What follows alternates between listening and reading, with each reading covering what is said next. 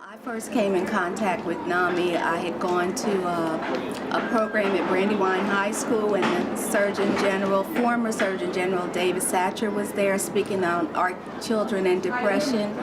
And I had asked a question, and I raised my hand. I was the last person, and I have a son and a brother who died by suicide, and I was also hospitalized for 3 months after my son died. So I wanted to know what was being done with our children and suicide, you know? And he said something that was very profound to me. He said he applauded me for being able to give my story, which I gave to him, but he also said that if you look at all of these mega churches throughout the United States, if all of these mega churches would talk about mental illness and mental health inside the church, just imagine how many people could be helped. And I took that to heart, and I took it right back to my church. And before I did that, when I was leaving, a lot of people approached me because they couldn't believe that I got up and told what I did. And one of the people that approached me was Donna, I forget her last name, but she was employed at NAMI, and she asked me if I was interested in a program that NAMI had called Family to Family.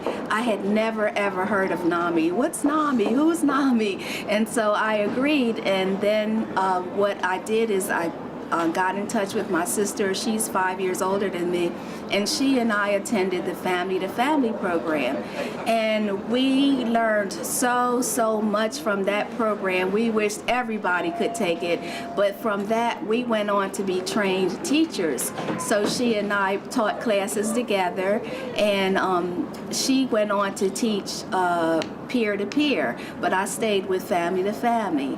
And I've been with NAMI ever since. You know, Pat McDowell is one of the closest friends I have at NAMI, and without her, I don't know what I would do, because Pat is awesome and she's a true friend. And Pat has taken me to different churches and organizations to tell my story as well. And through doing all of that, I've been with NAMI since 2003, and just 2 or 3 years ago I was nominated to be on the board of directors, and which was a privilege and an awesome honor. And I just love the people there. The staff at NAMI is so helpful and very intelligent people, and have a heart for mental illness and mental health, and I think that's the true that's what everybody should have that is a part of NAMI, should have a heart for people who suffer from mental illnesses, in which I do. And I promote them everywhere I go on my Facebook page, and I want to say that when I took it back to my church, my pastor allowed me to have a mental health ministry. And you know, every year in October we have a program, luncheon, dealing with one of the mental illnesses, and we have speakers, you know, and we meet every fourth Saturday at our church. And I just want the churches and the mental health organizations to come together. You know, we can work together, and together we can make a difference. Everybody in there, everybody, whether they know it or not, has someone who has been affected in some way with mental illness. I have 2 older brothers. My oldest brother is the one who died by suicide in 2001.